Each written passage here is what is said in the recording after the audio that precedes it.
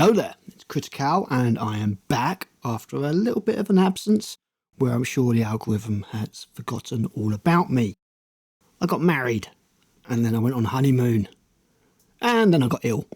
Mostly feeling better now, so it's time to get back into doing some content. And while I was away on honeymoon in Corfu, which is an amazing place by the way, it broke that there were rumours or almost a confirmed casting for the Harry Potter TV show of Papa Ezdu as Snape. This all sort of unfolded while I was on honeymoon, and obviously it was not particularly well received for reasons that we're going to get into in a second. While I was out there, I was like, oh man, God, I really wish I could do a video on this. I've got a perfect title. It'd be amazing. And it's just been officially cast, so I can kind of go back to it. It will still be current, and this is good. So let's have a look at this quickly, because there is a Harry Potter TV show coming. The films ended quite a long time ago, probably over 10 years ago now. And it's ripe for a redo, especially seeing as Warner Brothers is leaking money hand over fist. The new Superman film does not look like it's going to massively reverse their fortunes. So Harry Potter, confirmed IP, inbuilt fan base, it's a slam dunk. They say it's going to be more authentic to the film, to the books. And Harry Potter fans have been crying out for this because apparently the films, which I admit I've seen, but didn't really care for that all that much, apparently missed out a load of stuff, especially the Half-Blood Prince and what was the other one? Order of the Phoenix. Apparently they missed out loads. First of all, let me just say that I have no dog in this fight at all. I don't really care for Harry Potter.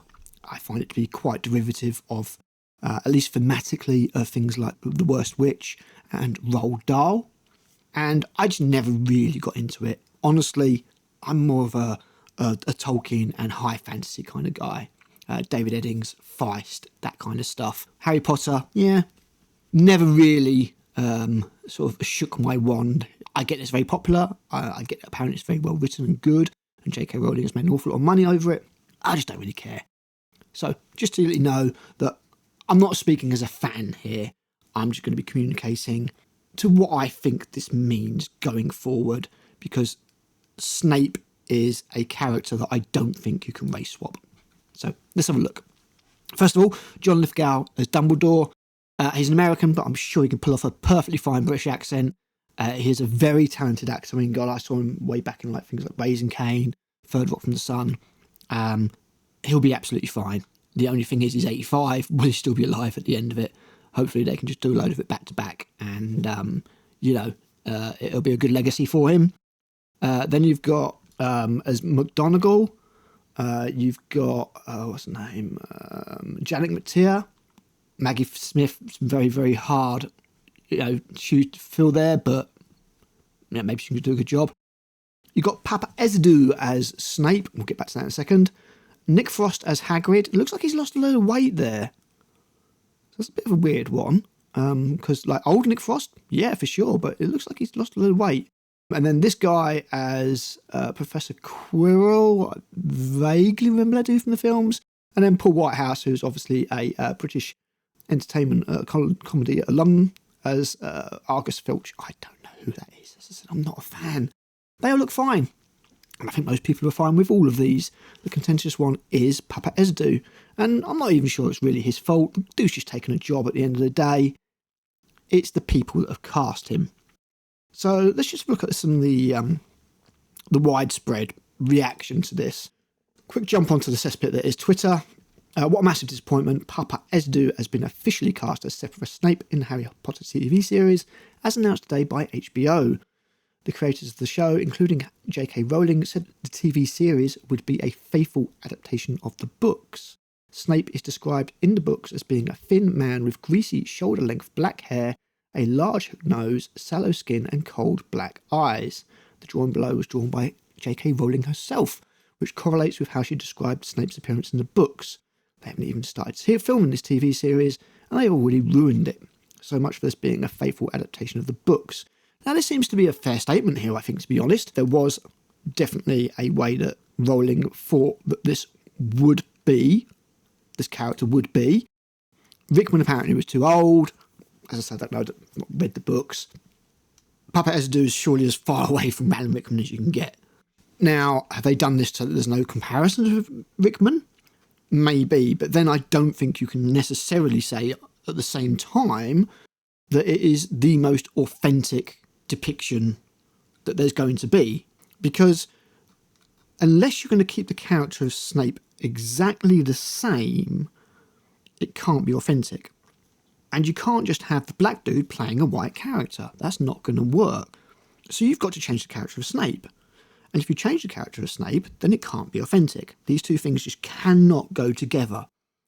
And also, if you want a slightly unconventional, hook-nosed, greasy-haired, Adam Driver's right there, and he's a really good actor. Just saying. I mean, there's your perfect Snape. So, I mean, Papa Zadu, I'm sure he's a fine actor. I don't think I've seen him in all that much stuff, to be honest. But it's tone deaf. It's very, very tone deaf, because on top of Papa Azadu playing Snape, which is obviously not the character or not the image, the persona that he would expect. I mean, that's a damn good-looking dude. Gay! His next model, from what I understand. And they're trying to make him this ugly, unattractive, sallow-skinned dude. It's not going to work. But on top of that, you've got all of the various interactions that happen with Snape from the films, which I remember, where, the kids are repelled and scared by him. How the hell do you do that with the black dude without putting, racism into it? How do you do his backstory, where apparently he gets bullied by, or has conflict with Harry Potter's father and Sirius Black, without making him a victim and racist? It's so tone deaf. And the win was there. You probably could have changed Dumbledore before you could change Snape. And they must have done this because they know the controversial aspect of it, and it's going to get people talking and it's going to get eyes attracted to it. But I do think at the same time, they must have driven an awful lot of people away from this before it's even started. Because you're saying it's an authentic version. And we've already had this with things like Lord of the Rings. And at least with that one, they turned around and said, yes, this will be the version that Tolkien would have written, which is hubris in its ultimate form. Sheer fucking hubris. But at least they said, and we knew we weren't getting this, at least do the right thing and turn around and say this will be Harry Potter for a modern audience. Rowling wrote this back in the early 90s, based in Scotland. Oddly enough, there weren't an awful lot of black people about, believe it or not. There really wasn't. Do you know how many black people, black kids, were in my school? None. Not one. That's just the way it was. Are they all going to be wandering around with smartphones? Are you going to update the date? Or is it just going to seem completely out of... It's bizarre. And it's not racism to say these things. Rowling put a couple of black characters in there. But, I don't know, this is just tone-deaf casting. Bizarre. And as I say, I have no fight in it. I'm not a Harry Potter fan. It doesn't affect me either way. But it is an astonishingly bizarre decision by Warner Brothers in what needs to be a flagship hit series. And you're going to have people who, you're going to have people that are genuinely just going to applaud it because they're on the left and they're like, yay, more diversity, and they don't really care about the series. You're going to have the fans that are scared to say anything because they don't want to be labelled racist, or they do something left wing, and let's bear in mind that, Rowling is a very liberal person herself, apart from her one position on trans women in female spaces, which has been enough to get her ostracised by loads of the left anyway. So you can those people who are scared to say anything to the racist, and then you're just going to get the fans that are just going to walk away. They're just going to walk away, not because they've put you dared to put a black person into something, but because you've dared to do it to something as iconic as Snape, and because of the implications that this has for the rest of the series. As I say, I genuinely think you could have race swapped any other character. And I'm not an expert, but Hagrid, Dumbledore, Sirius Black, it's right there. But this is probably the one that you just could not have got away with. Absolutely baffling. But that's the Black Snape part of the title out of the way. Why don't we have a look at the Moan? Because I'm not moaning. I don't have any input either one way or the other. John Boyega has made another attempt at relevancy by calling out Star Wars for its overwhelming whiteness. Now, we recently got an article, there was an article of some description saying that John Boyega had £45 to his name the day that he found out that he was being cast as Finn for Star Wars. And John, you're going to be back there real soon because A, you've been found out that you're not all that great an actor, and B, you just keep pissing people off and being this kind of activist role that is just not going to be all that popular going forward, mate. Now, Force Awakens was not a great film. I gave it a pass when I first saw it. I saw it, I was like, look, they're playing it real safe.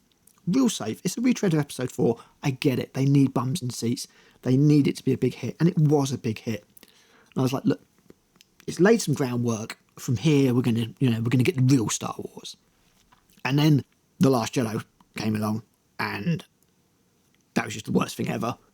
And then looking back, the sequel trilogy was finished.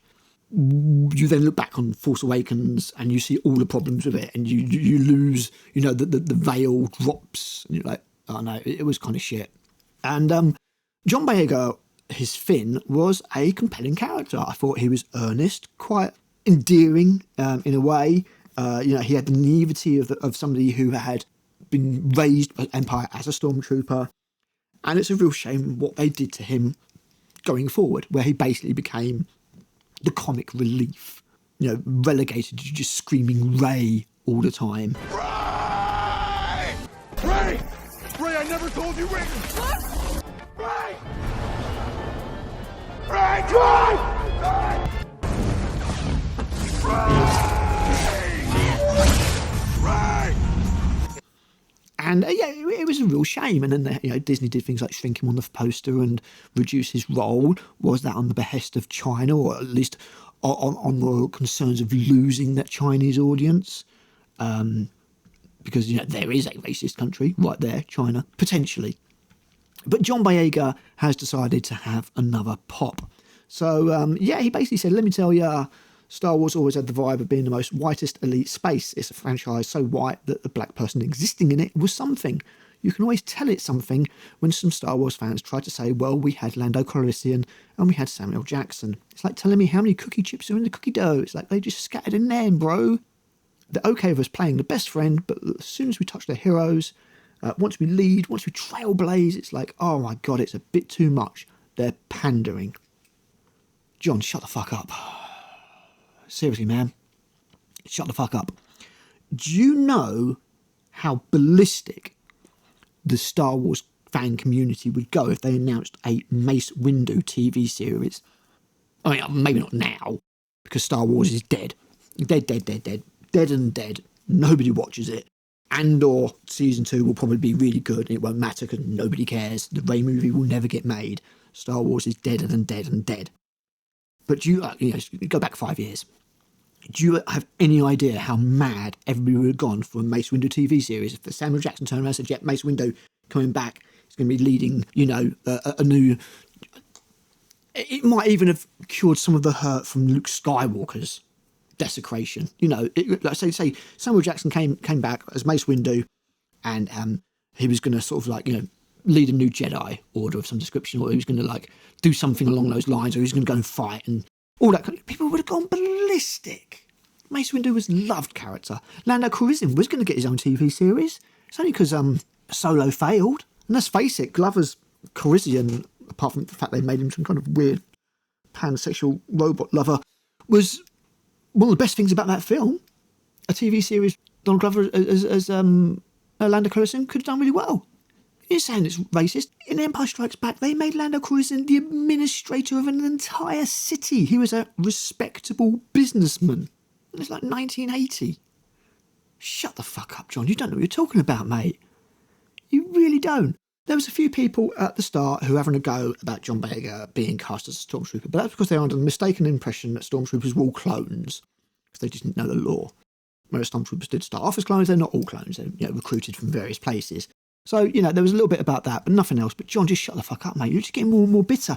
And the thing is, not once. In fact, I think this is a thing that I don't think hardly any of the sequel trilogy cast have done.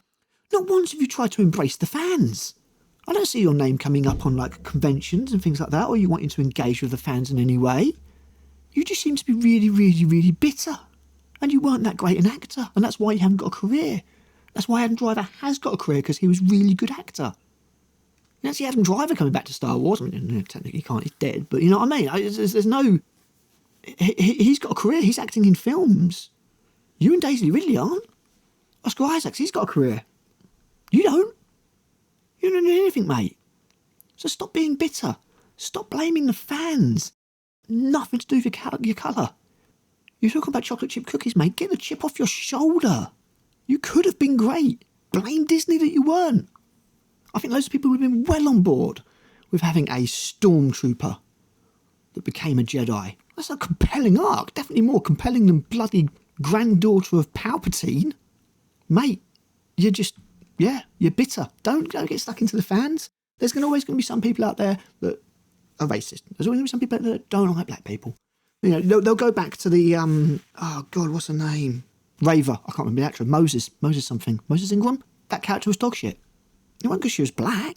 It's because she was fucking awful. You give us another well-written black character, people will lap it up. But they can't, because it's, you know, it's Hollywood, it's Disney. The last black character we got was whatever the hell their names were in the Acolyte, because I can't remember, because I don't care, because that show was shit. It's not the fans, mate. It's the people making the stuff. It's the DEI and the oh God, what do they call it? The racism of low expectations that gets put out there by the corporations, by the studios that are making this stuff. But John, you ain't doing yourself any favours, mate. I think somebody's going to hire you. Just trying to get a job with Disney, because Disney probably remember that you had a pop at them a while ago as well, before you changed your mind and decided to blame the fans again. So yeah, there you go. Black Snape Moan. John, give it a rest, mate. Seriously. I mean, Star Wars is already dead. You don't want to go back into that. Go and make Attack the Block 2. Maybe you'll get something out of that. Stick to what you know. Work on your acting. Work on your personality. Don't be a victim. Best of luck to you, John. What can I say? So, that's me back. I've got loads more stuff planned, including a video about adolescence, pointing out something that I don't think anybody else has pointed out. So, I will have some more content for you guys real soon. Getting back on it. Gonna make some content, remind the algorithm of who I am, because I'm pretty sure it's forgotten. I'm sure I'll be getting back to some guest streams real soon. So, let me know what you think about this video, and I'll be back with another one very soon. Thanks for watching. I've been Critic, and I'll see you later.